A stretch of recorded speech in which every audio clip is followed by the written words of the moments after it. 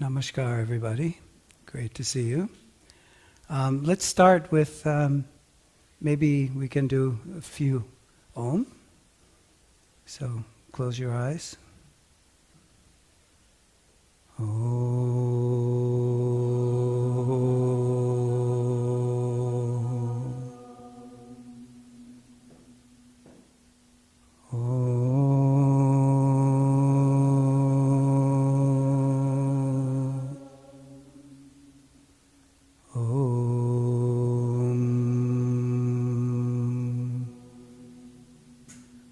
Namo Arihantarnam, Namo Siddharnam, Namo Yaryanam, Namo Uvajayanam, Namo Loe Savasahunam, Eso Panchanamukaro, Savapavapanasano, Mangalanam Che Savesim, Padamam Havai Mangalam, Om Shanti, Shanti, Shanti.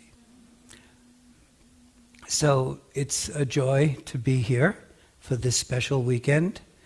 And I want to start by acknowledging and thanking Shanta and Indira, who are the force behind this idea to bring the neuroscience and the cognitive neuroscience that we're going to talk about a little tonight, and we're going to be collecting data upstairs over the course of the weekend, to bring that together, to bring that research piece into the context of a deep dive into Sanskrit and meditation, to bring these two topics together.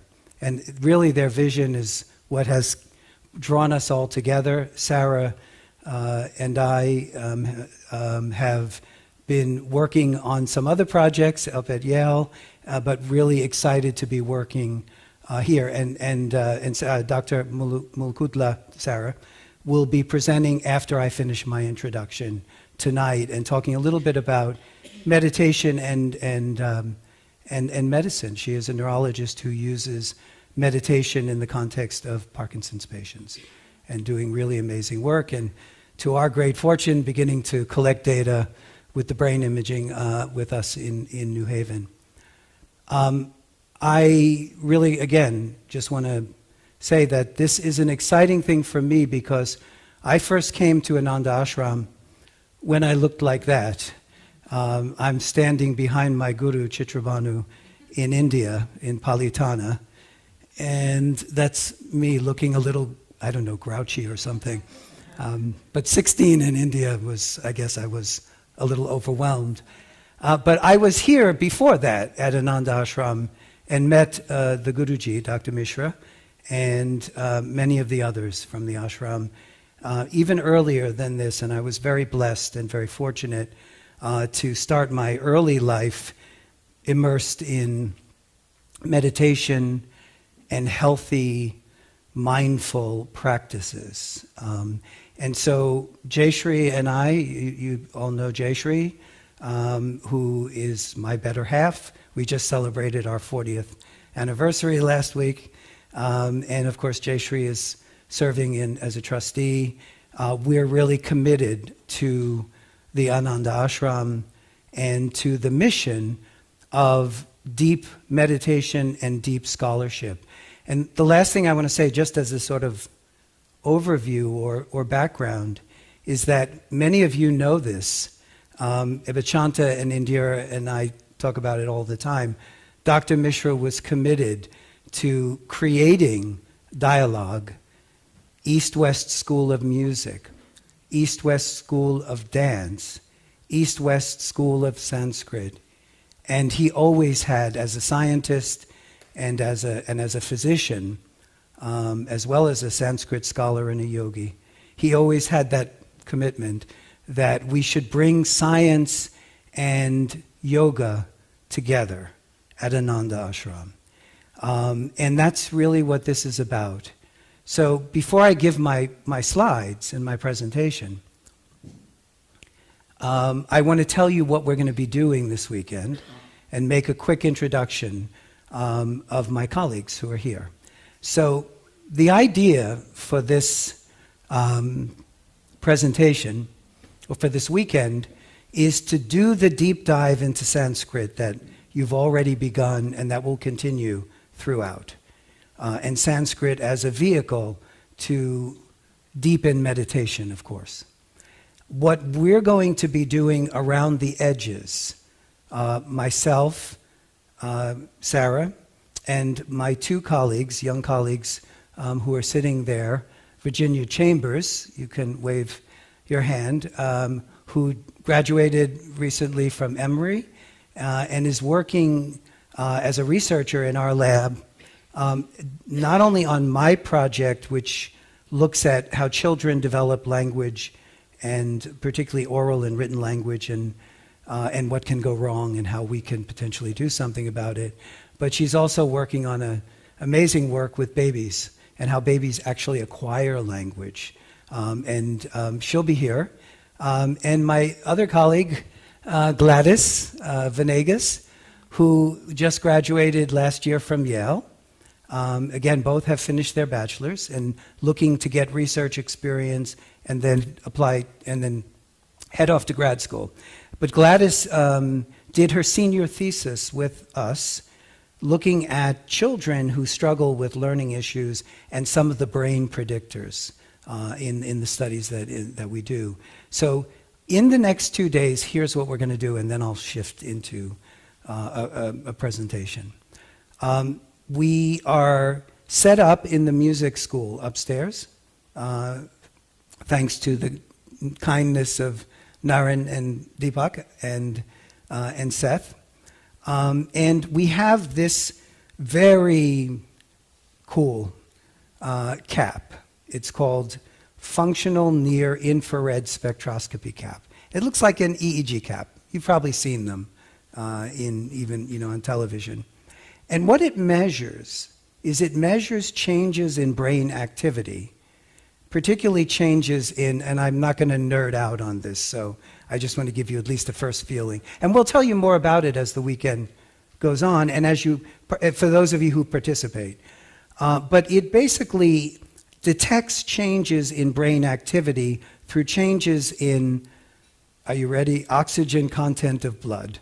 So when a part of the brain is working to do Sanskrit, to meditate, to read, to think, to remember, to love, those regions of the brain will become very active in terms of electrical activity, and this will be followed, oh, hey, Christian, how are you? It will be followed by a change in the blood flow, which this device can detect. So essentially what we're doing in English is we're mapping the brain. We're mapping which areas are involved in different cognitive functions and how they change with learning, with Sanskrit, with meditation, et cetera, and I'll talk about that. So we have a device. The plan over the weekend is to have a sign-up sheet, and the sessions are not super short because it takes a few minutes to get the cap on, and then we have folks come in and do some meditation and some chanting and some exposure to Sanskrit combined. So I'll tell you more details for those of you, who are interested. And maybe, Shanta, that's one of the things we can talk about tomorrow in the next phase. It's a little bit more why we're doing what we're doing. But the bottom line is, if you're interested, and we hope you are, you're putting a cap on. It's not particularly annoying. Right, Virginia? And we're going to watch you expose yourself to meditation, hi Gina, and to Sanskrit, particularly the Sanskrit part. And Indira sent us some wonderful files that we've merged into this brain imaging study. So why study the brain when we know that Sanskrit is here to help us to enrich our meditation and our understanding of the ancient teachings? What does neuroscience tell us? What can we get from mapping into the brain? So the rest of my presentation tonight is really about this. Why yogis should care about neuroscience, and alternatively, why people in the world that Sarah and I live in medicine and neuroscience should care about yoga. And Sarah will also speak to this in her remarks because she's applying this as a neurologist directly in her patient population. But what I'm really here to tell you about tonight is the ways in which science, as we currently practice it, and yogic philosophy, meditation, deep diving into consciousness, how they can talk to one another, how they can learn from one another, how they can inform one another, where they come together and where they diverge. And here's the premise of why we're here this weekend and why I hope you'll be interested in this direction for Ananda Ashram. And that is, we really do believe that in Jnana Yoga, the yoga of the path of knowledge, that and you've read all the ancient, many of you have seen the Jnana Yoga books, the various teachings, Patanjali and the Upanishads. In Jainism, which was my training, endless books on logic and epistemology and the body and the brain and all of these things. Jnana Yoga is the path by which we seek enlightenment through correct knowledge. The correct knowledge in Jnana Yoga is not the end state, it's the transition to deep meditation.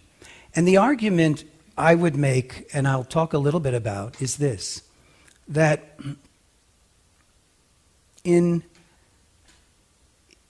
what I'm going to show you two things, and I believe that the ancient yogis sitting in the Himalayas would just love this, because they speculated, they meditated upon, they rigorously thought through the nature of the physical world and the mental world and how they relate to one another, and how we can escape it through meditation or transform it. That's where yoga diverges and goes deeper.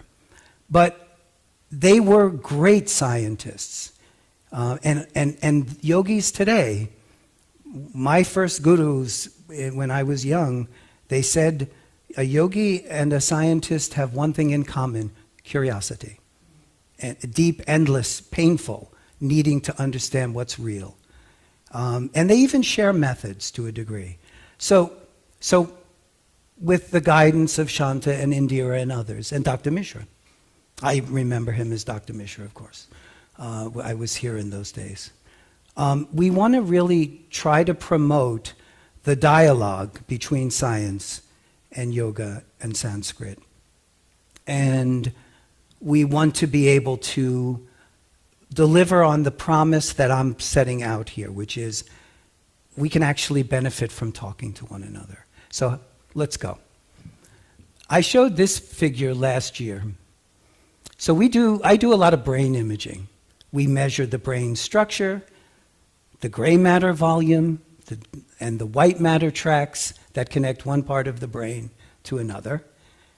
And we measure the brain's function, which means when you're thinking of a pink chicken, which parts of the brain become active and which are working together. Or if I ask you, do you remember what you had for dinner? Or what is 2 + 2?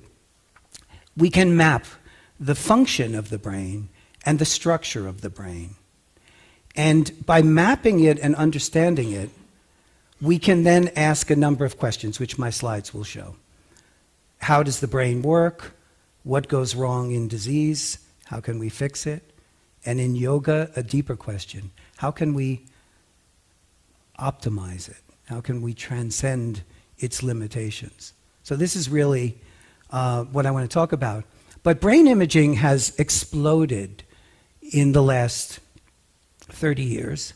These tools that allow us to look inside the living, active brain while you dance or as you read or as you think, and to map the ways in which the structure in the brain and the function allow humans to be unique and complex.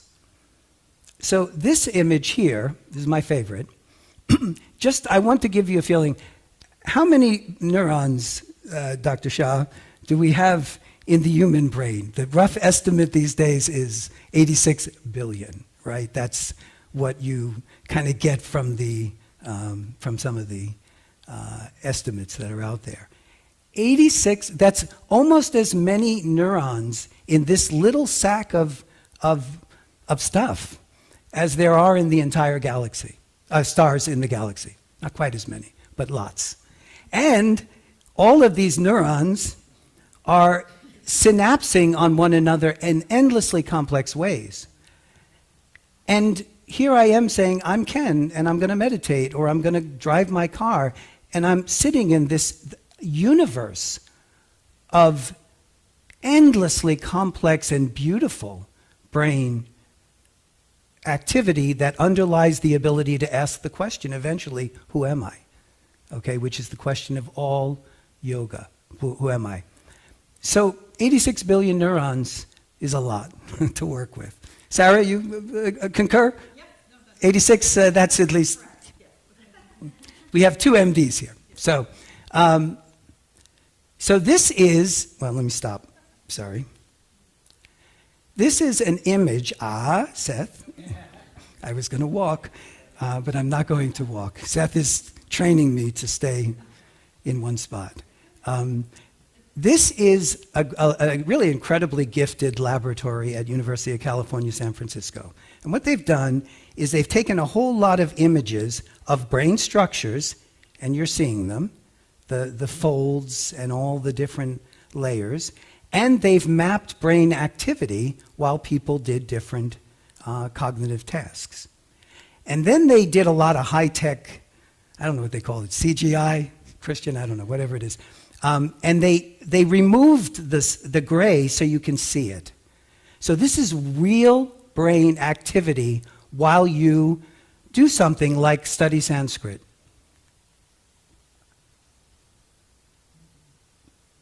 So I'm sitting here as Ken, I'm looking at Tara, and there's all of these things going on in real time, and the way the brain works as a sort of a thinking thing is that all the different parts are working together. We call this connectivity. Different parts need to talk to one another to do different jobs. And depending on the job you're doing, thinking, remembering, dreaming, reading, writing, you will have different connections. But now, I can't resist this slide, I'm sorry, you're just going to have to put up with it. Now he's going to dive in. This is real data. This is real data. This is what's happening inside your head right now. And now he's diving in the imagery, don't hate me if I don't understand the AI and the computer science, but I do understand the rest of it because I do this kind of stuff for a living. Okay, enough. The brain is cool and complex and n-dimensional. And now I'm going to show you the other side of the spectrum. This paper just came out. I don't know if anybody's seen it. Sarah's seen it. It came out from a group at Harvard and Google because the computational demands of this were incredible. And here's what they did. They took a piece of brain from the temporal lobe, which is a part of the brain that has lots of connections, is involved in language, other things. And they had a patient that was undergoing surgery. And they have to remove tiny pieces of the brain in order to do the surgery, to save the person's life. They took this one piece of brain, the size of less than half a grain of rice. So think about it. You're looking in your hand. I don't have any props today. Last week I did props. It's half a grain of rice. Okay? What's in that when you do high electron microscopy and some other sort of high-tech tools, and then you have a lot of computer power to reveal it? Those are neurons and connections. There are 57,000 cells in that half a grain of rice piece of brain, and 150 connections, or synapses, in the half a piece of rice brain. Now put that in your head and extrapolate to a lot of pieces of rice, half a piece of rice. And that is you and me on the inside right now. And we live in a world where we can actually image it and visualize it. And the question is why? It's cool, there's no question. But what questions can I answer by having an ability to, what we say in the biz, map into the wetware in order to understand complex human behavior? This is another image I can't resist. Sarah, I don't know if you saw this. These are all a single human neuron and all of the connections in that piece of brain. And these are excitatory neurons. They're laying them out in different color patterns. Now, here's where we switch to the weekend, and that's this. This 86 billion neuron thing with all those little lights going ching, ching, ching, ching, ching, and these infinitely small, vastly complex arrays of neurons and synapses is what's sitting inside us right now as we think and try to make meaning in life. And the evolution of this brain, whether you're a Vedantist or you're a skeptical scientist, the human brain is the product of extraordinary evolution and of incredible complexity.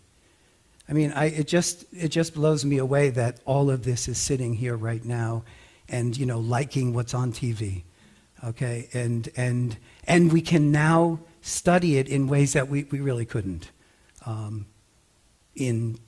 until very recently. But all of that complexity has created something that brings us to the ashram that is who we are here right now, which is that this brain, which has this complexity in order to do two things. Okay, if you think of it from an evolutionary perspective, why do we have these complex brains, these giant, magnificent brains? Well, one of the things that we need to do as a biological organism is we need to be able to remember things so that we can predict what's going to come next. Because in an evolutionary sense, and I know this may sound, a bit in the nerd land, but it's not. In the evolution of the brain, we create this 5 senses, these complex memories, language, and communication, so that we are able to be more efficient at predicting what's going to happen in the world, making good choices, essentially surviving. So much of what the brain does from point to point is to look back and forward in time, to look at what it knows and to predict what's coming next. And we'll get to the default mode in a few minutes. But that is the brain doing its job in order to pass on our genes and eat and survive.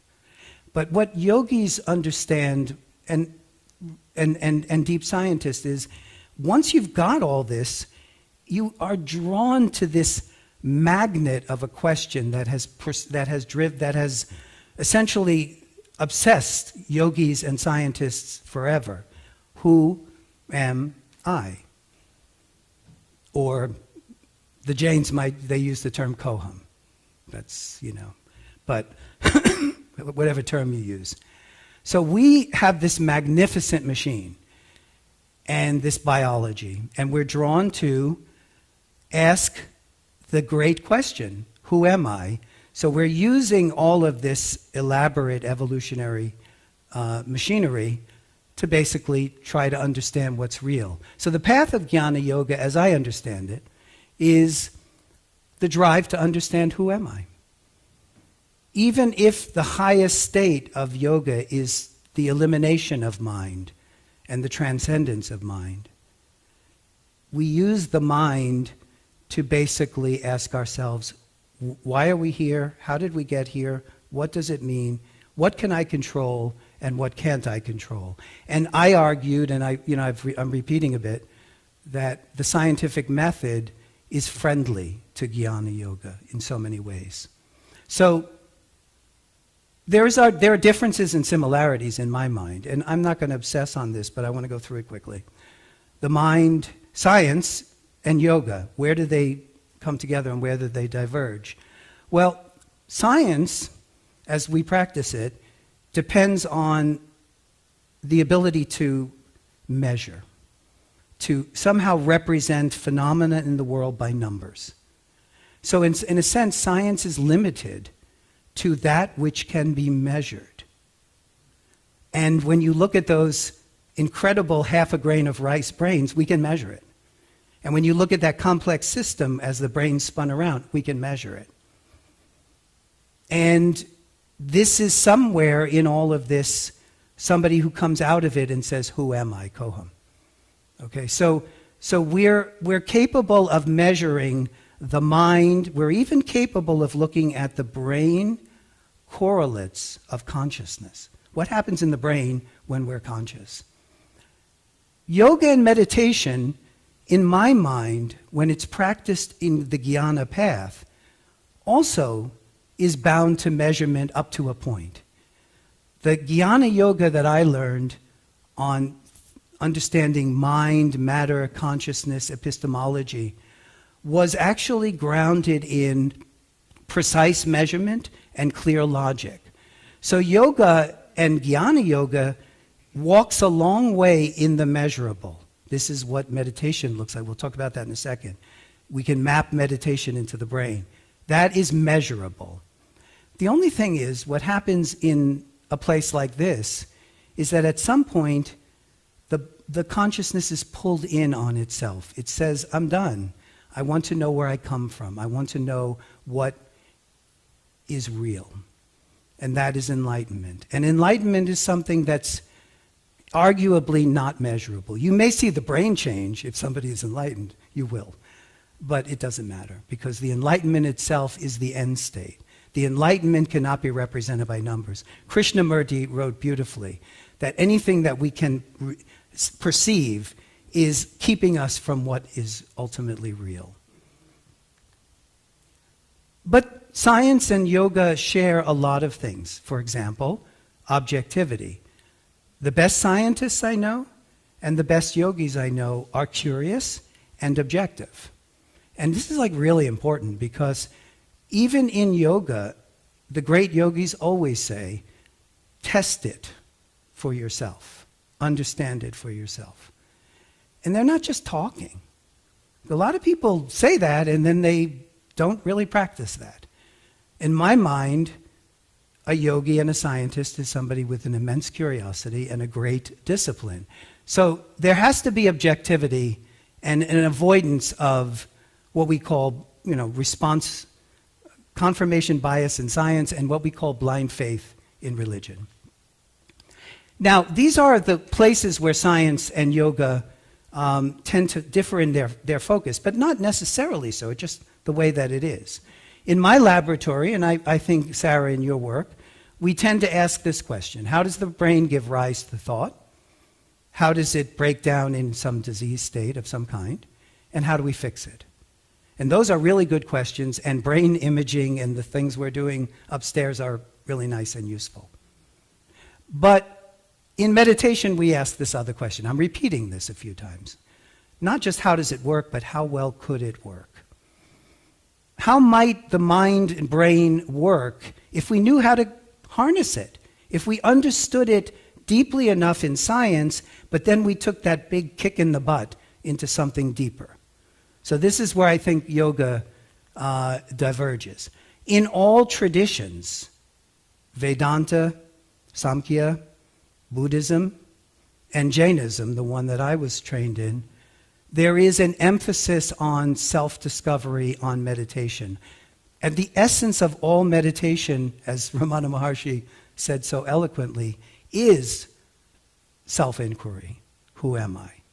No matter how you slice it, no matter what technique you're looking at, Vipassana this, or Samadhi that, ultimately there is this drive to the immeasurable, the ineffable, and frankly, the meaningful. I won't go into this tonight. I might tomorrow. We're going to continue a little bit of this. But, for example, in the Jain tradition, they talk about knowledge that is mediated by the senses and by the mind, but should be precise and valid and measured properly. And if I believe the ancient yogis, if they had that camera we have upstairs, they'd probably have fun with it, because it's incredible what you can see. Yeah. So the mediated knowledge, which the Jains refer to, indirect, which they call paroksha, it's a little bit different than the use of pratyaksha and paroksha in the Samkhya tradition. But it's basically the Jains would refer to, and this is not to talk about Jainism, I just want to give you a feeling, that if you have knowledge through the senses, they call that mati, then you have knowledge that is inferred and goes deeper from the senses, like reasoning and rationale, thinking, logic. And then that is called shruta. And then beyond this are things that shall have no name. This is more intuitive knowledge, more deep meditational knowledge. Here's where science sits. And so in Jainism, they had an incredible obsession with logic, mathematics, proto-cosmology, epistemology, and their idea was this: if you're going to do this inferencing about the way the world works as a tool to deep meditation, then do it right. And use what you've got. If you've got good tools, like I think we have in the modern science, then use them. And then the deeper knowledge, including an up to Kevali Gyan, is the knowledge that is more unmediated by the senses, not symbolic. We won't go into this right now. And this is, I want to just give you one other thing, and then I'll end with a few slides on meditation, and we'll shift over to Sarah.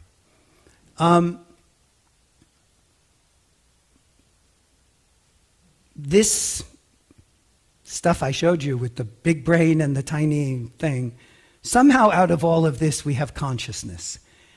We're not arguing here that consciousness is the brain, or it's not the brain, or there's a dualist perspective, or there's the Buddhist perspective that is emptiness, the Vedanta in which everything is consciousness, the Samkhya and the Jain in which there are dual consciousness and non-consciousness. All of these speculative, all of these deep meditation philosophies tend to ask the questions about consciousness in terms of, well, we'll see in a second, but in terms of what we can do with it, what it's for. In modern philosophy and neuroscience, there's really interesting work, and I won't bore you with this now, but I just want to give you a little flavor. I'm conscious right now. If I'm asleep and not dreaming, am I conscious? Is consciousness there? If I'm in a coma, am I conscious? Lots of debates between different schools of science, between different schools of yoga. We're not here to resolve the debate. But what is qualia? What is consciousness? It has a feeling, the feeling that I'm here, and a subject and object sense. There's me and there's Kiranavali. We're looking at each other. There is that sense of the personal ownership. I am the subject, everything else is the object. And again, in the Vedanta and the Jain and the Buddhist, there are different primitives that are speculated at the core of it.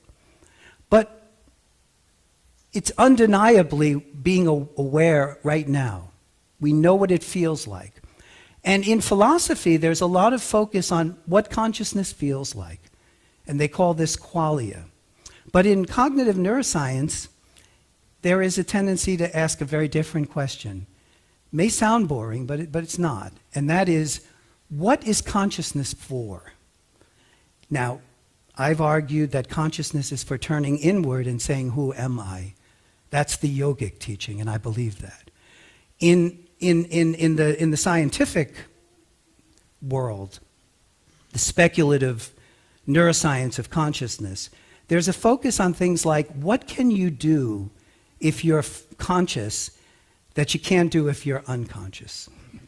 So, for example, there is work on the various brain pathways that connect with one another when you feel awake, when you feel aware of being conscious. And there are theories and mathematical models, I will not torture you, I swear, on how the consciousness functions as a kind of a workspace and allows us to pull things out from our daily life and think more deeply about them and process them more deeply. But in the yogic tradition, there's this focus on consciousness transforming itself. This is a paper that came out last year with an international group of people that use these tools like the one we have upstairs. And they're focused on what proficient deep meditators going into nirvikalpa samadhi at their will, able to go in and out of nirvikalpa samadhi, and they're putting caps on them like the one you have upstairs for tomorrow. And they're basically asking the question of what it is that is changing in the brain when the consciousness becomes non-dual, when it goes. So even the neuroscience is beginning to address questions of altered consciousness and not just the workspace. And I want to just end with this one point, and then I'll just leave the meditation discussion until tomorrow because we're planning that and we'll turn things to Sarah. So back to my roots, the Jain teachings.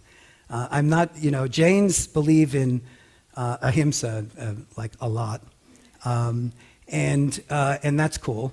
But the Jains also believe in something called anekantavad, which means an acceptance that every school of thought, every way of seeing the world has value, and there are no absolutes. So I'm a Jain Vedanta student of yoga and Buddhism and everything else because ultimately we use these things to refine this magnificent machine and turn inward and ask, who am I? And I just want to show this for a moment. So in Jainism, they're dualists. They're not Advaita Vedantists, which everything is consciousness. They're not Buddhists, in which everything is aggregate and essentially empty. They are dualists, but they focus on the nature of consciousness as I meditate and of the world. But then they start to ask the question, how does consciousness change itself? And so these are called 7 tattvas, but the first thing consciousness needs to do is it needs to stop its bad patterns. This is called ashrava. In yogic terms, they call it stopping incoming karmas, but it's essentially stopping bad memories and habits. And then from there, you want to be able to get rid of them through your will, through your meditation. And this is called samvara. And then eventually, you want to be able to completely remove these limitations, and you want to be able to become enlightened, whatever that means. I hope to see it before I die. I'm getting a little closer to that, but I'm working on it. So here's where we'll end for tonight. And I do have some more slides on yoga and meditation. Sari, I sent those to you today. And I'll tell you, I'll give you the heads up on this. You don't need to see them now because I don't want to go any longer. But I'm going to show you some things on the research on meditation and brain using these cool tools.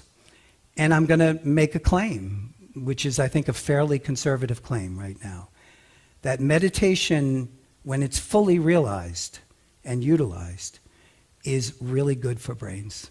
And in Sarah's work for the nervous system, for patient populations, I'm working now with children with anxiety disorders and a variety of other challenges.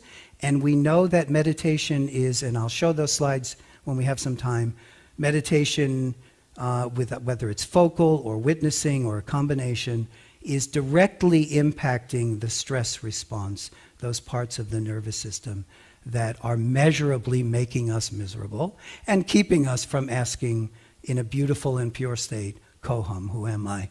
So we'll talk a little bit about how the technologies come together to basically show us that when a person can meditate deeply, the brain looks interesting. I mean, I don't want to bore you on this. Okay. So, for this weekend, Sarah, Virginia, Gladys, and I, the plan is to take measures of meditation and Sanskrit and to really do a deeper dive in a way that is paralleling the deep dive that's being done, the real work of this weekend, which is the work that Shanta and Indira are doing, but to be able to start to say, what does this all look like? So, I've gone a bit over, thank you. Sarah, I think we have time. So let's have you just make your remarks. I think, were you going to show slides? No, I'm not going to, but your talk.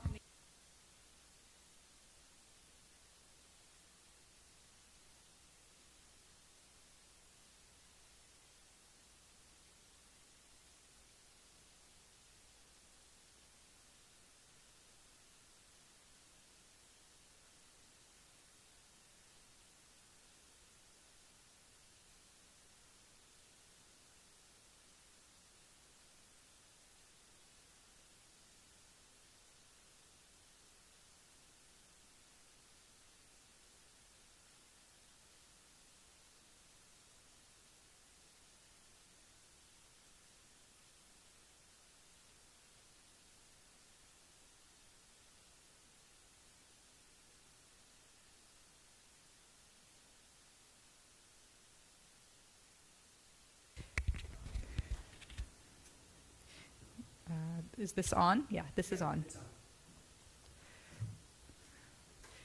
There's just a question from Indira. Seth, I think. Can you, Pastor? I just want it to be, if this is such a rich talk, if there's somebody that really had something that they wanted to say or ask, then it's hard to hold a question if you really have something that seems timely. Yes. This is just really about the weekend, because what Ken just said was wonderful, but all the people who are getting this only by streaming didn't hear it. So, because he wasn't hooked up. So we've been very well trained by Seth, like when we are connected and when we are not. So I would just like him to repeat that for the people who are coming in live, that there will be other discussions this weekend, but I'm going to give the mic to... Oh, you mean just that very last bit they didn't hear? Okay, that's all. Okay. They heard his talk. Okay, good. Okay. Yeah, so just to let the people online know the plan.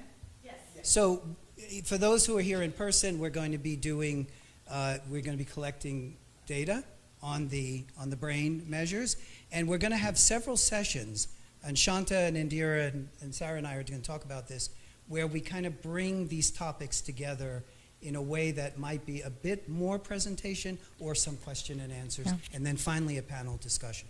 So we'll be covering the sort of the dialogue between neuroscience or Western and Eastern approaches to the mind all weekend in different venues. This was just, again, an introduction. So, Sarah. Given that we have a whole weekend to explore, I'm going to focus this talk on what I think is the most pressing aspect that I need all of you to know. Science can measure, but you have to ask the right question. And I think our task is to really narrow down, and we need everybody here to contribute to that. We have a design that we will talk about and share. But the real question is, why do we need to study this? And I personally need to get to know all of you who are here, and online too, for the Sanskrit weekend, because I, as a scientist, need to know that why, and that is what's going to help us ask the right question. So that's all.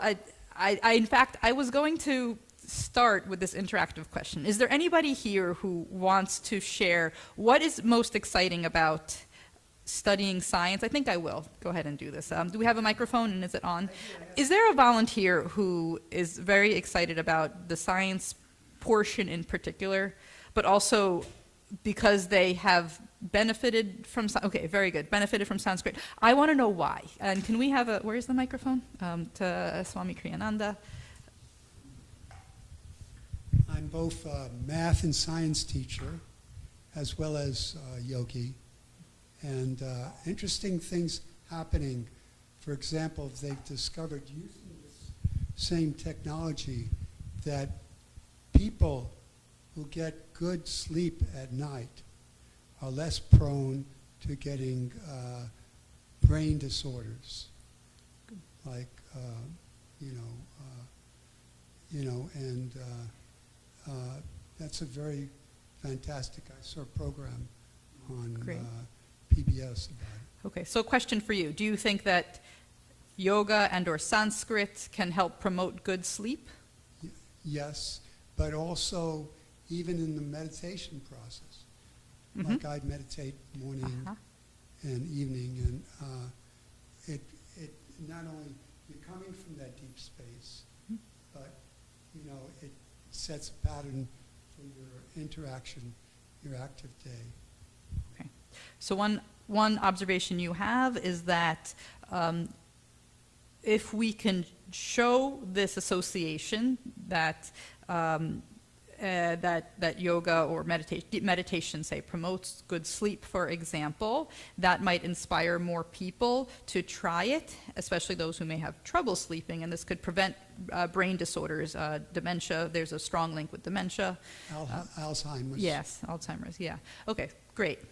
Thank you. So we have one response saying that there's a role for this discipline for prevention of disorders in the future. Okay. Yes, and supposedly it improves memory and gets rid of, according to this study that I saw on TV, gets rid of a lot of the kind of the kind of buildup. The waste, the toxic waste, the lymphatic system, yes, inside the tissues to help the brain clear. Of the brain. Okay, so I want to ask why. There's an exercise that you have to just keep digging deeper. So why would it be important to improve memory? What is the benefit that you think would help others? Well, in activities, whether you're teaching class or any activity involved with interaction, and you need, or else, with different skills sets that you need to function in the world. Okay, so increase productivity. It helps you, if you have the memory to go into it rather than having to learn it all again. Okay, good. Okay, I think I'm going to explore this question in depth. I'd love to have in-depth conversations with as many, because I'm here as a student of learning why Sanskrit is important to study. I personally have been affected by many mantras and much of the ancient literature. It hasn't been my primary focus yet. We're here together at this ashram this is one common, strong part of the ashram, and we want to build a science program. But it's really important to narrow down on what is what we want to measure. And I'll give you one example that I was very excited in last year. A study came out saying that coherent breathing, which is a breath technique in which you inhale for 5 seconds and exhale for 5 seconds, can improve clearance of amyloid beta from the brain. And this is amyloid beta is a toxic byproduct well, it's a natural byproduct, but if it builds up in the brain, that is what's responsible for Alzheimer's dementia. And I got thrilled that there's a lot of research on meditation, but much less so on pranayama. So I was very happy to see a study on pranayama and some really solid biomarkers, or so I thought. And so 1 month ago, it took me a year to find the time and the space, but I've been doing this for a while. And so I finally held to my whole mailing group. I said, join me for a journal club discussion. Let's look at this article in depth. And I was so disappointed with this paper. It was almost like I need to write to Nature and tell them the fraud that they've published this completely misleading headline. And the number one reason was because the biomarker they chose didn't mean a single thing.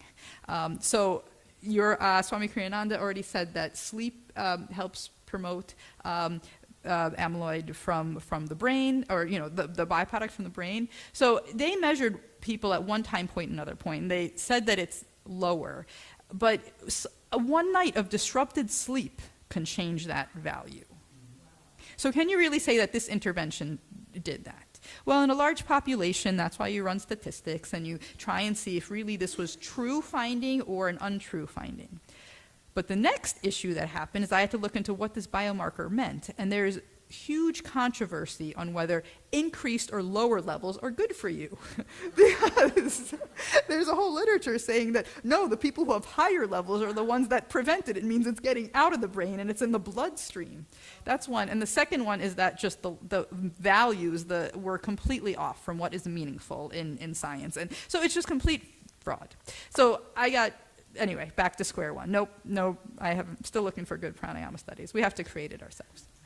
Okay, very quickly, I'm just going to tell, I'm not even going to spend too much time, but being at this ashram and learning yoga completely changed my perspective of how I view the brain, and I'm going to demonstrate that with a presentation that we gave with Hari. Is Hari here? I'm not sure. My husband, Hari, and I, we met. He just went out with my, okay. We met at, I met Hari, my husband, at this ashram, and I met him because, well, he was interested because I met him in the kitchen. I was doing karma yoga. I was in medical school, didn't have too big of a budget at that point, so I was doing karma yoga for my stay, and I started talking about the science of meditation. This was when really the functional MRI studies were just coming out, that meditation changes the brain. And that was incredible for me, that, wow, we now can see that meditation changes the brain, the physical body. I will say that now, 20 years later, I can tell you that Sanskrit changes the brain. When you go under a machine and you do Sanskrit, it's going to change the brain, and it's no longer groundbreaking. Just if we can find what part, maybe. I don't think we found our right question yet, because I think we're going to see that the brain changes when you chant Sanskrit, and then when you meditate, there's different areas of the brain that light up. But what does that mean? How is that going to help humanity? But at that point, I was reading all the books, and I had them in my trunk, like this whole Sharon Salzberg and Daniel Goleman. I had all those. And Hari said, this is great. You should give a lecture on this at the ashram. And then about 20 minutes later, he came back and said, I spoke to the office, you're on the schedule for tomorrow. And I said, you need to help me. And that actually began a yoga neuroscience series that we did. And this is from 2018. Okay, so it's not too far ago. But I have a couple yoga sutras here. That was the foundation of our talk, and still continues to be the way that I view neuroplasticity. And it's from the Yoga Sutra. So book 1, chapter 12. I'm going to say it in Sanskrit, and please apologize. I have not practiced vocalizing my Sanskrit, so it's not going to come out good. But maybe somebody can correct me, because I'm sure you all know the sutra. Abhyasa vairagyabhyam tanrodaha. The state of nirodha, which is the sensation of the continuous mental fluctuations, is obtained by committed practice and non-attachment. Okay. And to this day, this is how I view neuroplasticity, and this is exactly what Ken was talking about in his last slide, that the first step that you have to do when you, in the Jain path, is you have to stop the flow, the karmic flow. What I take from this sutra is non-attachment. You have to stop this cessation of the mind. And when the thinking network is quiet, then you can practice the new pattern. and relearn the new behavior you want. Ken showed you the micro and the macrocosm of the human brain. You have 86 billion neurons who work together to form networks. And you have that single neuron has up to 10,000 connections. And it has to figure out how to communicate with different parts of the brain. In order for neuroplasticity to happen, the first thing that happens to form a new connection, to form a new neural network, the synapse has to be broken. That neuron has to be freed up to then connect with another neuron. So what the yogis found about evolution of behavior, understanding the human self, is the same way that the neuron operates. They have to break an old connection in order to do that. And I showed last year that when you meditate, you find an object. By the way, so when you focus on something continuously and disregard spontaneous thoughts, that's how you quiet that thinking network. So that is the non-attachment to these fleeting thoughts, these spontaneous thoughts, naturally arising thoughts. When that state is quiet, the brain has new potential. And very briefly, that was the foundation of what my work with Parkinson's, and it started with that. I'm not going to go too much. I want to leave time for questions. But as a resident, when I was first training, I saw right away that if I can make a person with Parkinson's feel comfortable, they moved better. You can just see it with Parkinson's. You see their brain and their mind in their body. So I started implementing that. I said, let's just take a deep breath, and I'd get them into their optimized state. And as I continued this, the doors just opened. But people with Parkinson's are susceptible to stress, so why not teach them stress management? And these techniques are perfectly suited to that. But then it turns out that the connections are just remarkable. The people with Parkinson's are deficient in something called gamma waves. What are gamma waves? They're the smallest electrical firings of neurons. And where was this discovered? In meditators. Only when they started studying meditators from Eastern India was when they first realized that this is actually a pattern. They just thought it was noise in the brain. I actually think that yoga explains what gamma waves is. This is just one example, that based on meditating and feeling a clean state, you have the brain that's ready to learn and communicate again. And then we know that the bigger the alpha, the beta, that's when neurons start to sync up. So when you see all these alpha, beta, delta, these are just really deeply ingrained patterns. So when you meditate, you have the gamma. But what I was saying is that the connections with Parkinson's are just one after the other, that they're deficient in gamma, let's teach them to meditate, let's see if they can produce gamma. Some studies have shown that meditation produces dopamine. People with Parkinson's are dopamine. But this all started, but what has guided my work with them was this fundamental understanding that we have to calm your body down. Let's get rid of all these patterns that bind you in rigidity, in anxiety. And once you're in a relaxed state, we'll teach you new patterns. And that's still what I'm doing. So it's all based on the Yoga Sutra. And that's really what the inspiration that what we can bring, because we see this world in a common way. And this common way, once we figure out the right questions to ask, can then build guide on the investigations that we do. So I think this is our imperative for this weekend and every time that we're gathering for Sanskrit week. Every time, what are the common most meaningful impacts that we're experiencing? Why is it so important for more people to have access to it? So find the common why and really be clear that this is why we need to take this forward. And I think once we get there, then the investigation, the scientific measures will become clear. We have a question. Yes, do you need a microphone, I believe?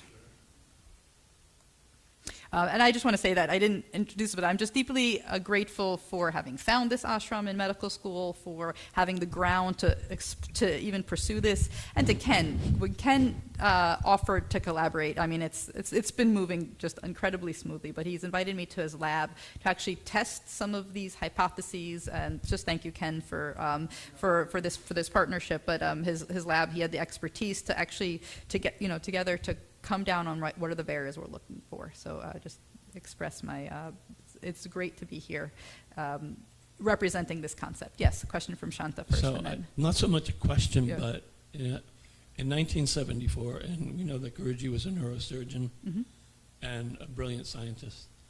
And in 1974, we were in a Sanskrit class at the ashram in San Francisco, and a woman knocked on the door and brought her 8-year-old mute son into the class. Sanskrit class was going on.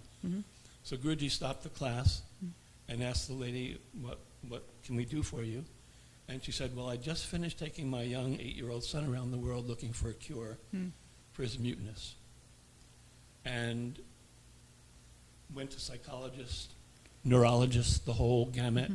Nobody could help. Everybody said, there's no reason why this boy can't talk. She came home and her neighbor said, did you ever run into a Dr. Mishra in your travels? The mother said, no, I have no idea who that is, but why? The neighbor said, you should go see him. He's in San Francisco now for a few months. So she walks in, she tells Guruji and us that story, and Guruji says, well, it's Thursday, it's 10 o'clock. Why don't you bring your boy back here for 8 weeks at 10 o'clock and every Thursday, and we'll see what happens. And she got really upset. She's like, what is my mute boy going to learn from your language? And he said, well, look, I didn't make you come in here. You came in, you asked for help. This is the help we can give. After 8, to make a story short, 8 weeks, the boy's got his voice in talking like he was talking his whole life. Just because he slept sometimes in the class, sometimes played with his toys in the class, sometimes did nothing in the class except just daydream. And the mother said, what does he need to do? And Guruji said, he just needs to be in the room. Very nice. And I just find that so telling of the Sanskrit language. Good. All right, this is helpful. Thank you. There was another question from Katya, I think.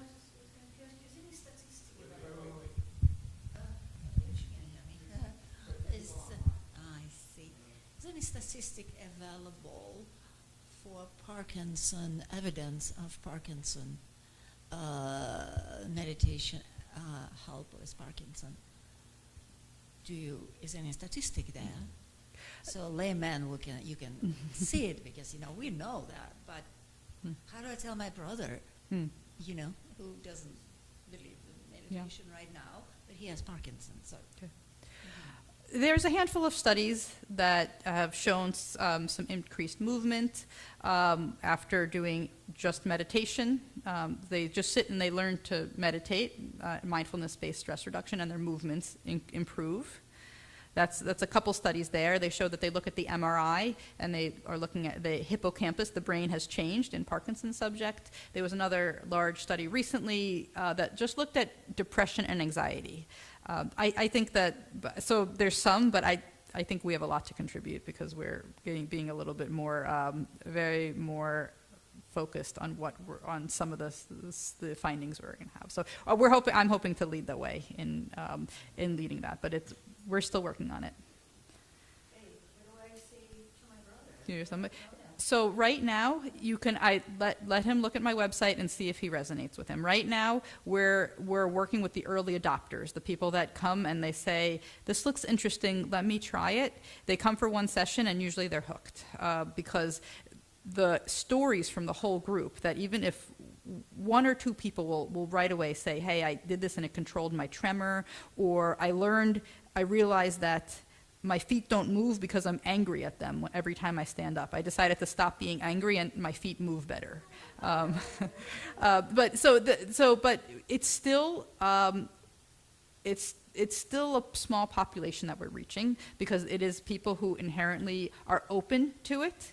So I would say for him, I highly recommend it, but you can also find a different form of relaxation that works for him. Massage, music, anything that will get his body to relax, he will move better. So if meditation is not for him right now, then find something else, and that's non-pharmacological, ideally, because it's not by pharmacology that's going to make that impact. But yeah. Emotions is hugely connected. It's a mind-body condition. They get stressed, they freeze. Other people have emotions, they're completely flat and they can't talk. So I'm seeing this as a reversible, treatable condition that you can treat through the mind and insight. They have to get insight. The thing with meditation is you start to observe yourself, relax yourself. So there's many ways that it's very holistic, but they actually start to become their own biofeedback. Because you can relax yourself with music, but you don't gain the insight as to what's actually happening inside your head. That's why meditation seems to be very effective. Yeah. I think you sort of alluded to it, but I was just going to make the point earlier that you sort of said about something non-pharmacologic, that there's no unintended adverse consequences. There's no side effects that are negative of any of these methods. Some may be more beneficial. Meditation may be more beneficial because you get insight, but it's not like a drug where you're going to get a side effect. Yeah. So for the most part, as pretty long much as safe. they're open to Pretty it. much safe, yeah. That's why I don't do the yoga, because I don't, or the asanas. I don't like to do the asanas because I'm always worried that someone on Zoom might fall or hurt themselves. They might pull a muscle. I have to be really. I'm very cautious with do not harm. Meditation is safe for the most part. Yes. There's a question here. Do we okay on time? Okay. We have an Ken, do you want to? Do we want to? I mean, I want to open up and. Sarah, we have a question from an online sure. viewer. Yes, thank you. It's a bit of a general, subjective question, but nevertheless, it's from a Sandra Rupchand. Mm-hmm. And she wants to know, have you worked with someone who has experienced the awakening of the Kundalini? I'm trying to think. I mean, offhand, no, but I think probably somewhere in the years that I've gone out and said as mindful neurology, I've had someone. Let me think about it. That sounds sort of like some of the population, but I don't offhand. I'd be interested Sandra, if you know of someone or have some anecdotes, share with me. I'm open. I start with anecdotal evidence and I build from there. Yes. I think so. Okay. Maybe, yes. Yes. Hi, my name is Susan, and first, thank you both for creating space for knowledge and exchange. I'm riveted. My question is about language. I'm wondering, does the brain change when you write in other languages? Have you done a control group? I will pass that on to Ken.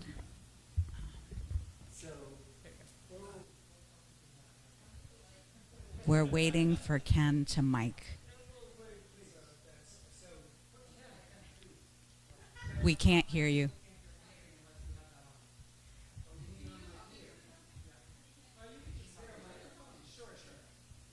Can I? Yes. Okay. That's perfect. Okay. It's a great question. Mm-hmm. Right there. That's why the earpiece. Thank you.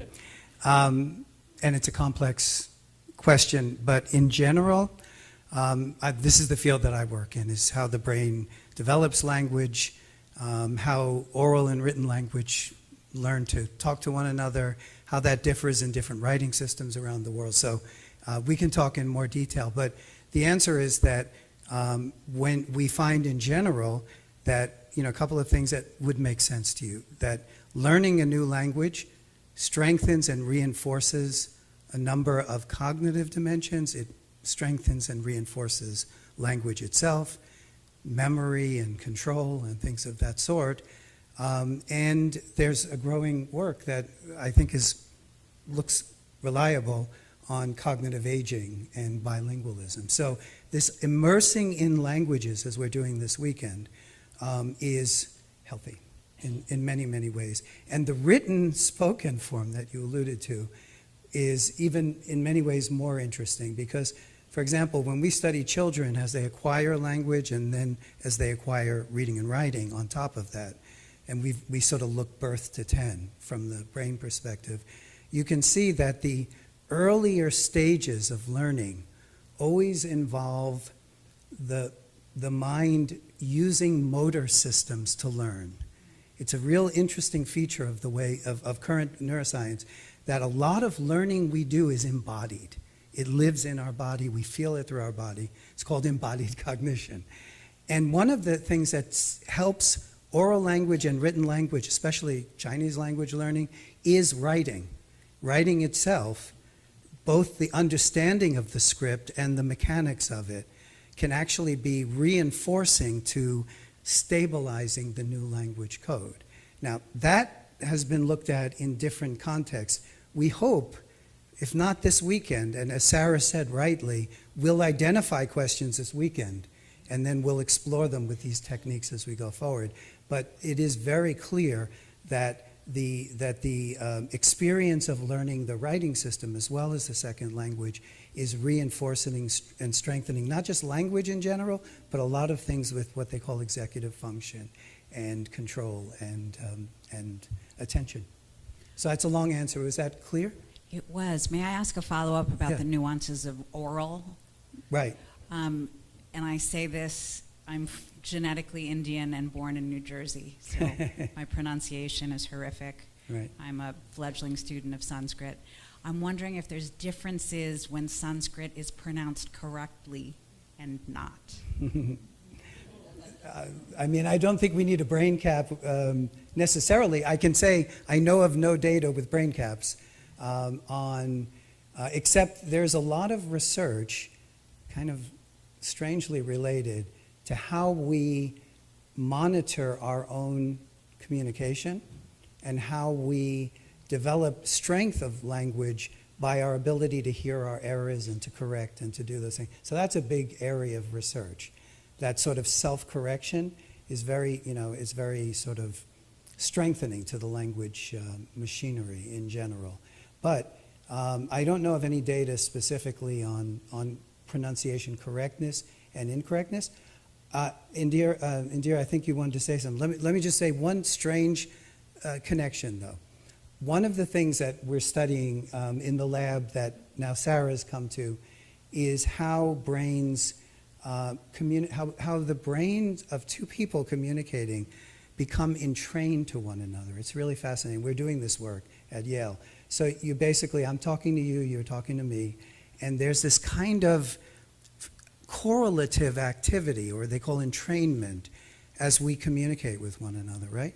And so as you learn to speak more clearly in a way that I understand, I mean, this is a bit of a jump. I hope it's not too far, but as we're learning to communicate, we're adapting our accents, we're adapting our articulation, and the brain is controlling all of this. And as we become more efficient at communicating and more precise, we get not only benefits to our own understanding and our own communication, but also to our communicative behavior. And that has, in turn, as Sarah pointed out, connections just to our socio-emotional well-being. So everything's connected. But it's a really interesting question. Indira, were you thinking of saying something on that? I thought you raised your hand. Before that, though, on the question of precision and correctness. I think what came to my mind, and that's why my hand sort of involuntarily went up, Sure. is just this ashram is Ananda ashram, and that means bliss. If you say Ananda, it means unhappiness. Of course. So that's just one sort of habit that we could all change, and it might confer blessings on this ashram. It's something There you Bharati's go. been saying for many years. It's all in one accent. We can solve it all. But I also think that what we want to do is create positive learning environments, and Yes. that's a lot of your research. And Right. to my mind, that means that people should feel free to make mistakes. And ideally, they should make mistakes and gradually seek correction That's right. to improve pronunciation and so on. But there needs to be, first and foremost, a learning atmosphere that is non-judgmental, accepting, and open. Absolutely. And this is true in life, and it's true in Sanskrit class. And but I think that the search for more precise understanding of the language has, to your question, has many benefits in language that kind of make perfect sense, but other benefits in socio-emotional and cognitive behavior that are interesting. So it's a great question, actually. Yeah, and we're both here. Go ahead. Yeah. Someone had mentioned before whether anything lively came up during the talk. During your talk, Ken, something very alive for me came up. Mm-hmm. And I think you just passed over it, but the idea of consciousness, the person that says, who am I? Mm-hmm. That's a function of the person's consciousness. Right. And the question arises for me always, is the consciousness something that has developed from the brain? You touched upon this, Yeah, of course. This big argument that's The out big there. one, yeah. Or is it coming from the outside? Right. And I think that the answer to that may inform us as to the question, who am I? It seems that it's built right into that question. Indeed. Am I something that arose from this natural development of the brain, or is it from the outside that may be shared with lots of other beings? Right. And it's so alive, this question, that I just wanted to present that. And the second thing, just in terms of what you guys were saying about correct pronunciation, I always just go back to music. And when you have, like, say, tuning a guitar, when the guitar is a little bit out, it's not in tune. But if you tune up that G string or that A string and the guitar is in tune, then suddenly music is there. As Ali Akbar Khan used to say, music has to be in tune and it has to be in rhythm. So I think about language the same way, like when you pronounce, traditionally, parlez-vous français, like an American president years ago, they didn't want to seem like they were too cognizant of French, so they would intentionally pronounce it wrong almost, because it's uncool to be an American and pronounce French properly. So, but we know the power of pronouncing a language correctly, the beauty of that. You get into the zone, into the vibration of that particular language. And if you're not into that pronunciation, you're kind of, it seems to me, having studied, I'm working on Spanish all the time, if you're outside of that, you're really not plugged in. Right. So it seems to me the same thing with pronouncing any language, Sanskrit, Spanish, French, or anything, that correct pronunciation has to be there. Otherwise, perhaps it's qualitatively different. That's just a question that I put out there. Yeah. Well, I mean, I think that in many ways your statement and your questions are answers in and of themselves. I would say that, to the point of my slides, most of my slides were meant to be triggers. I will come back to them, but like, what is the questions of consciousness in terms of what it is like to be conscious versus what it's for, very much are the focus of Western philosophy and neuroscience, and that leads to questions, where is it from and where does it come from? But as I was saying, and I think as Sarah was saying, in the context of plasticity, the questions of yoga are, what could it become? And so I think it's important to know that there is really good research on the neural correlates of consciousness. That is, when conscious states change, the brain, of course, changes. But it's not the same as understanding what it means and why it's there. Yeah. The deeper question, who am I, that somehow this magnificent machine allows us to ask, is not going to be answered with a wiring diagram. It's not going to be answered with the tools that we have upstairs in and of themselves. Maybe. Not yet. Maybe. Well, I mean, I think if anybody is in a position to explore that question. Well, that's true. Figure out how. Yeah. Right, and that's actually a good answer because many people in neuroscience, in our fields, are very committed to the idea that if we could do the measurement of the brain and even the subcellular, the molecular, even frankly the quantum physics of all of this, if we could measure it properly, we will understand it. People like Swami Sarvapriyananda have rejected that argument from a Vedanta point of view? So it's a grand, wonderful question. That's why I put the slides in, just to give us some sense of the bigness of the questions about consciousness. No answers. We don't have them yet. But I think, as Sarah is saying, even just, I would say one other thing with regard to the Parkinson's. So Sarah, as a clinician, as an excellent, as an expert, is telling you what we know and what we don't know. But one of the things that brought us together in trying to use these technologies to explore your work with meditation is to really get to that level where there are, as you were calling, statistics or data on this topic. So we're after this. This is why we all come together. And I do love one thing that you said, Sarah, especially that, Richard Davidson has written beautifully on this as well, that the study of meditation in science, which is really useful for understanding how to make people feel better and be more efficient, that's all good. But it's actually an incredible way to understand neuroplasticity in its essence. And that's what Sarah was talking about. That the ability to, that change in brain is the hardest thing the brain does. And meditation is the engine. It's the fuel of that change. So it's natural that scientists who don't think about Vedanta, who don't think about the universal truths or all of that, they want to understand meditation because they see that it is sculpting the brain, it's changing the connections. And as yogis, one also wants to understand not just what meditation feels like, but what we can do with it. There's a natural dialogue between these things. And I'm sorry, I went into a lot of details and a lot of slides, but that's the take-home point. And I think over the course of the weekend, let's let these topics arise. What is learning? What is precision? What is consciousness? And as Sarah said, let's design studies together. So those are just my thoughts. Sarah? I think this is good. There is. Hi, I have a quick question. I could have asked you this at home, but I want to ask it here. Listen, so when you were talking earlier about Parkinson's and all of the things you're trying to do to calm them down and, see changes in tremors and then the rigidity, the thought came to me that Sanskrit, which is the science of vibration, ashram, Sri Brahmananda talked about it and he practiced it, and this is why we're all here.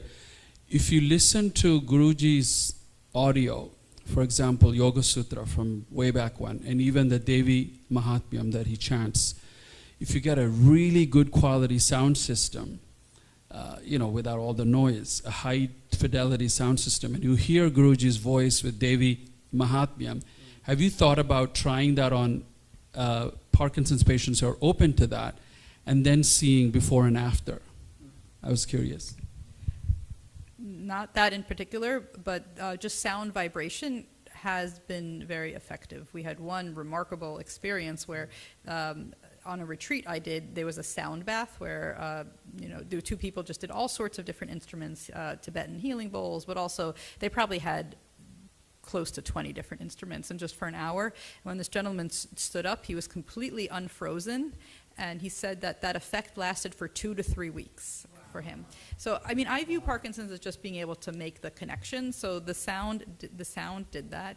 But Hari, I don't know if you missed it. If you heard it when Shanta was talking about the boy who started talking after 8 weeks of just being in the room, right? So I think that it sounds like it can help some of the connections in the brain. I also have another instance of some trauma which is disconnect in the brain. So this is what I'm getting from so far already, that there is something, which is really what we want to study, the vibration of Sanskrit, that helps reconnect, bring maybe a disordered brain back into order. So that's sort of what we've gotten for today. Yeah. All right, and I want to be wary of time because we were asked to end by 9:30. We're at ashram time. I know. Can I ask one question? Yeah, I think we have questions, and I'm happy to stay, but I don't know if we need to leave. I think this is just meant to open the session, and this should go on. Sure. Go ahead, Seth. So the name of this event is Studying the Effects of Sanskrit Learning on the Brain. Yeah. And tomorrow and Sunday, you're going to be conducting the FNIRS measurement of people chanting Sanskrit and people who are familiar with Sanskrit. My question is, particularly here at an ashram, there might be people who study Sanskrit and also practice yoga, also have a vegetarian diet. Right. Also, a lot of these things are correlated. So how are you controlling for those things when you're making pronouncements about the effects of Sanskrit specifically on the brain? Yeah, by the way, we should thank you for raising this, a practical issue. We'll have a sign-up sheet in the morning. We're planning to do between 10 and 5 each day to allow people to come in.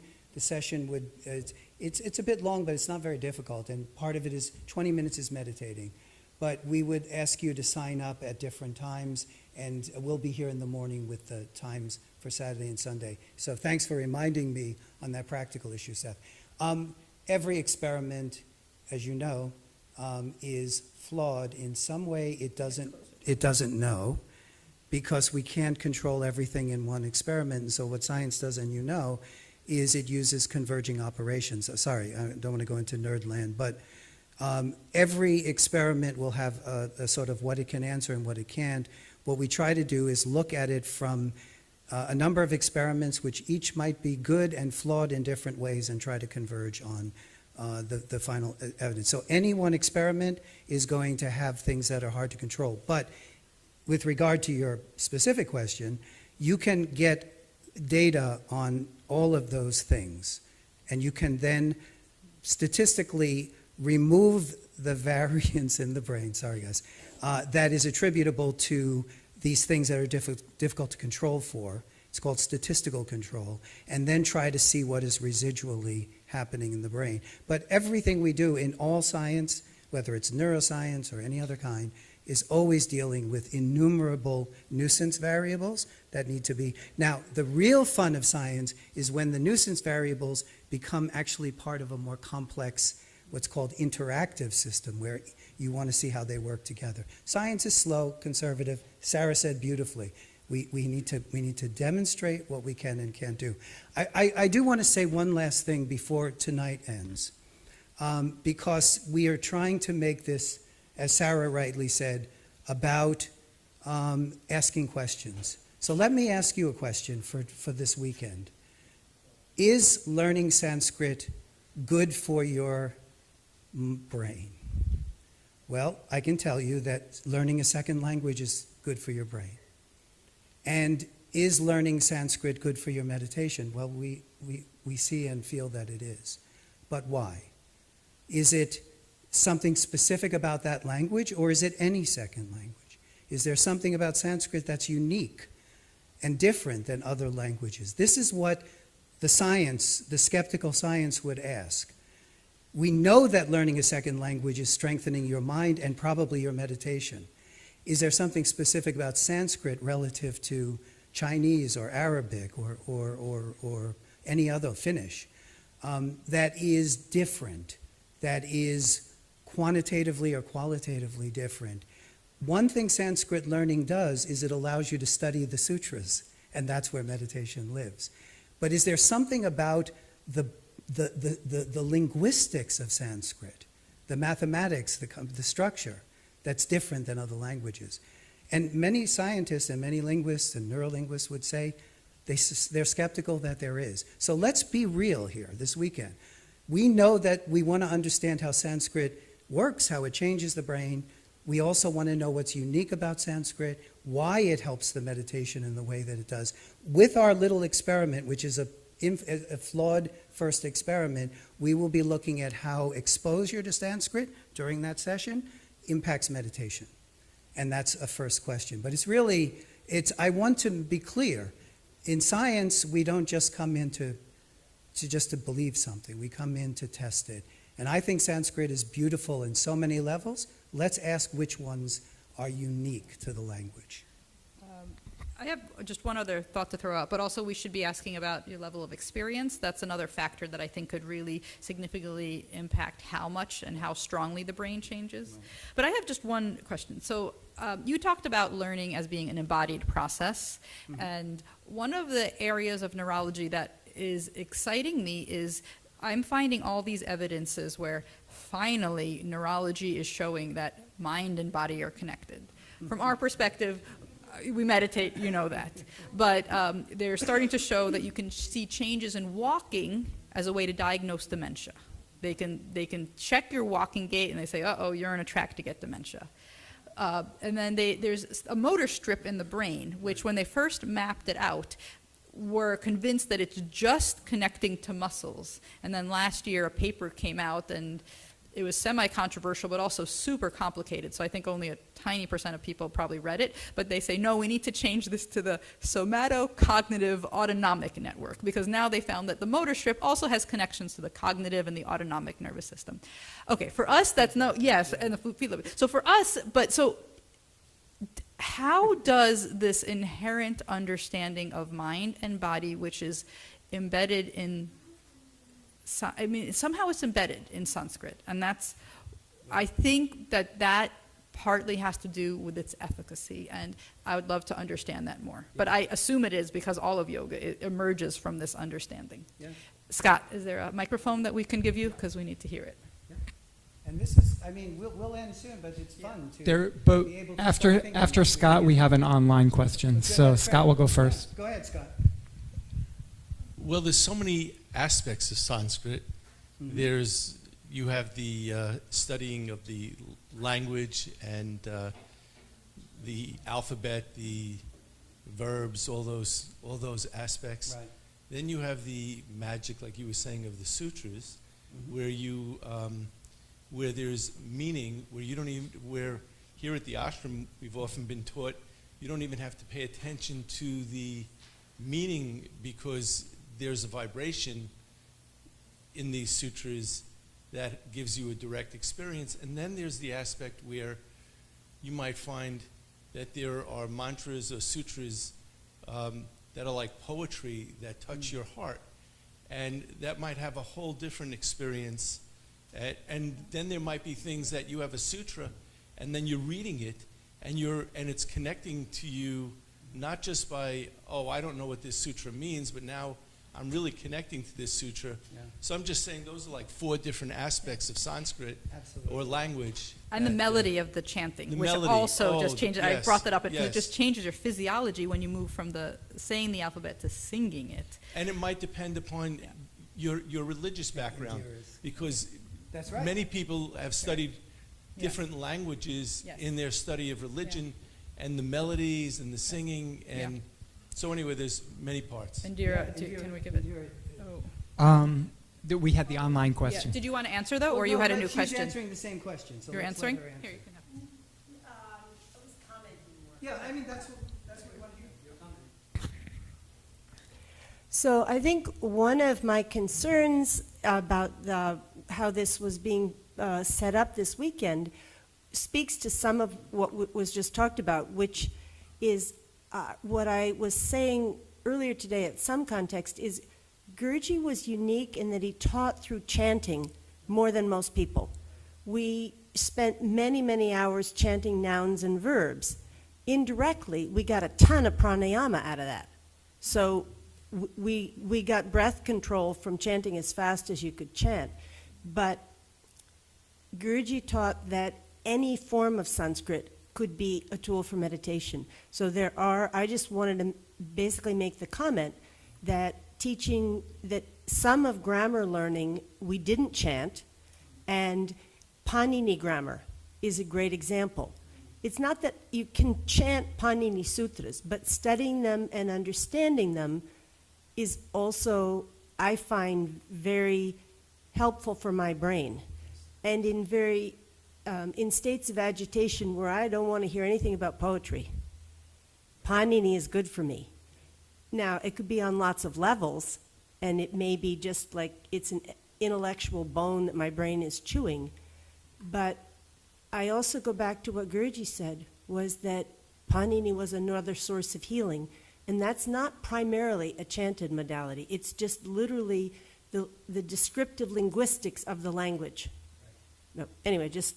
Let me say one thing quickly on this, because it's about tomorrow's study. So, absolutely, Indira. And the reason we're putting this out and you're all responding is because the questions are deep and vast. What does Sanskrit, what is unique, it's complex, what aspects of it are most conducive to meditation, what is the role of oral, of essentially chanting in learning. We know generally that mapping into those areas of the brain is really good for learning, but what's special about this? Everything's on the table. That's what we wanted to do, was not answer these. I have no answers. But I would say one thing that we probably can address this weekend, the study that we're planning to do and that we're asking you to participate is a study in which you put on the cap and you begin by, we measure some things that measure your brain state. It's called resting state, not important. Then you're going to be in one of two conditions in this study, and we're going to randomly assign, one with listening and one with chanting, listening plus chanting.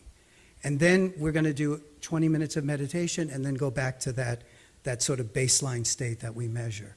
And so it's not a perfect experiment. As Seth was saying, every experiment it covers what it covers. But what we will get out of this weekend, and if we get some nice results, we'll run more participants up in Connecticut and finish this.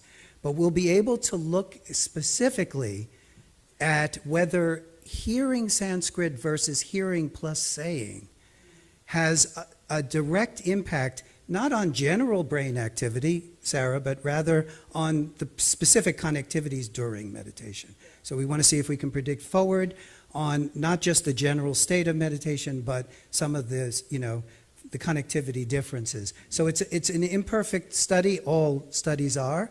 It's an exciting first one. Our colleague Nabeen Karola has to be thanked because he programmed it, and Virginia set all of this up and brought it up. So it's a really interesting study about motor chanting and learning and how that directly transfers to the next event, which would just be a conventional meditation. So we won't answer everything by a long shot, but we'll get started. Let's. Just to see. Okay. A proof of concept. And it's a proof of concept. What is it like to try and run a study in amidst a You're off camera. Okay, amidst a learning weekend and at an ashram? So. Let Mom come over here. We You need can to come. see you on You can TV. come. Here. You're on TV, honey. There you go. Part of it is just, we just have to start somewhere. So let's start and just see what is it like, the experience. And your feedback, anybody who participates also, that feedback is welcomed. So we do have some people that have been waiting patiently online. Sorry, let them finish. Yes, please, thank you, yes. I'm going to combine them because they're very similar questions. Okay, thanks. So I'll recite the first and then the second. Kay Estelle from Facebook says, have you also studied prayers recited by imams, rabbis, Carmelite nuns, for example? Also, is devotion and intent different in the testing? So that's Kay Estelle. And then similarly, from Joy Goebel, do the studies support a unique impact of Sanskrit on the brain as opposed to other modalities such as yoga, meditation, other languages, etc.? What is the nature of the uniqueness if this is so? One characteristic might be the harmonics unique to Sanskrit, harmonics like in temples of India, for example, or like harmonics unique to buildings or temples built on ley lines. Great questions all, and Sarah, let's both take this. Let me just say, with regard, that's why I set that up. Is there something unique about this language, with its complexities and with its idiosyncrasies, that's different than other languages that you could learn as an L2, as a second language? They're all rich in their grammars, they're rich in their, and so the question she's asking is, what is unique about Sanskrit? Where does it give its main benefits? That can be done by comparing Sanskrit to other languages. That would be a much larger and more involved studies. It is an answerable question. I would say from a linguistic side of things, all languages are not so different because they allow us to communicate very similarly. But we know that some languages are more phonetic, are more structured, are more easy to code. So we'll be thinking about those issues, and that's why I raised it. Is there something unique about this language as a second language versus others? I think there is, but it's a scientific open question. And then to the other point, Seth, at the beginning, it was Devotion versus Oh, intent. yes. So I would just say, Sarah, I would just say that there's a growing literature, and as Sarah rightly said to you, we sometimes get bad studies and we have to figure out they're bad, but there's a growing number of studies that are looking at chanting, at the impact of the emotions, even metta, even kindness in meditation has unique effects on the nervous system, seems, out of Davidson's group, that is more than just the meditation itself. The karuna, the compassion, is doing some things. So devotion, that love, that bhakti, in a sense, is something that needs to be understood. And there are researchers now that are saying, what is the value added of kindness, of loving kindness? So the answer is, it's an active area of research, and I don't think there are any definitive answers to that wonderful question, but that's exactly why we need yogis and scientists. It's a perfect example. And I think that I can see, at least right now, that it is and especially given the way the brain learns, that anything that evokes positive emotions is stamping our learning with something that has benefits on multiple, it's kind of a cascading benefit, as Sarah said, getting the person in a happier state, in a less angry state, whatever it is. So all of this is fair game. I'm glad people are asking these questions. We won't answer them all, but we will frame them, and then maybe we can figure out how to answer them over the next 5 years. That's what I would say. Go ahead, Sarah. Oh, are you done? I think it may be. Sounds good. It may be sleeping time. Yeah. Soon. Nap time. We really, I'm going to start with me, and I'm just going to say, guys, thank you for bringing us all together again, the ashram. Thank you for making room and space for this. And I hope that between now and Sunday, we can have some fun asking these questions and not assuming the answers a priori, but answering them with research. Sarah, you should have closing. I would be happy to talk with all of you about your ideas about what is meaningful for you about Sanskrit, because that's what will help me start to understand what we should study. Some closing remarks? Yeah. And Indira Shanta, do you want to end this as well? Yes, please. No, this is just very, very brief. It's only that I understand that Ken and Shanta met about when the next discussion is going to be. So I'm just thinking of the online people. If you know when, Ken, if you know when you're going to be on tomorrow, our part of it is starting at 10:15. Some people may want to just listen to your part, or maybe want to be. No, but they may want to arrange their schedules so that they make sure they catch the part that has to do with the brain research. So if you know when, So Ken's coming on at 11, we're starting at 10:15. okay, so I'm being told that Ken and Sarah, or some combination of you two, are going to show up at 11. Right. So for those of you For about- online, For about 45 minutes. Okay. Then we're going to conclude the morning with Sanskrit. And then in the afternoon, we're starting at 2:30 with, okay, babe, we Oh, got to sorry. make sure it goes into the mic. So either you get the mic or. so tomorrow at 10:15, we're going to start the Sanskrit program. At 11, Sarah and Paras, or a combination of both of you, will come for 45 minutes and talk about whatever you think you should talk about at that point. So one thing we might do at the next session, because this tonight was just meant to get everybody stirred up a little bit. But what we were thinking of focusing on, at least from my side of it, is some focus on language and brain, basically following that question, because this is what my own research is about. And also we will spend some time over the course of the weekend on the research on anxiety and depression and the benefits of meditation. I have a presentation that I can make. And Sarah, we haven't had a chance to talk yet, but whatever you'd want to go to next. This was meant to be laying the foundation, but we can spend a little bit of time doing a deeper dive into a couple of these topics on which we actually do research. So for the next 2 days, we'll start the Sanskrit tomorrow morning at 10:15. Right. You'll come at 11 for 45 minutes. After that 45 minutes, we'll finish up the morning with Sanskrit. 2 hours for lunch. We come back at 2:30. We'll spend the first hour till 3:30. On the Sanskrit, you'll come for 45 minutes. So we have this rhythm going on. And then we'll finish tomorrow afternoon with Sanskrit. And then Sunday, the final day, we'll start the program with Sanskrit at 10:15. You guys will come at 11 again. And then after lunch, we'll have the panel. All of us. All of us. Sarah The audience, and everybody. We want everybody there. And the four of us will be there to talk about whatever we're going to talk about. Right. And let's be clear on one thing, that I know, just you sit in the chair and give the people guitars, please. The people online are looking I at know, a blank I chair know. and hearing Okay, nothing. You know, we're still working some details. Shanta, I think that's a great way going forward. But we're also open, as Sarah said, to letting the group drive us. This is very important. This is an interactive. This is a retreat. So there were some incredible questions tonight. So I'd love to see us maybe think a little bit about what people would like to see, where we want to go as a group as well. But we'll be here for each of those parts. So.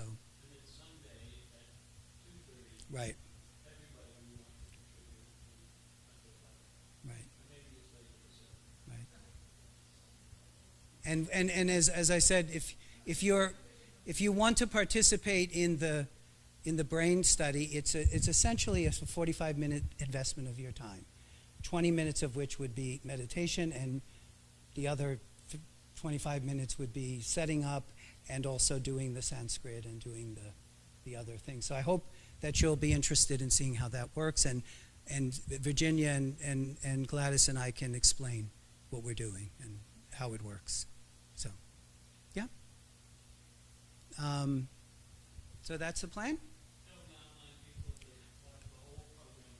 Okay.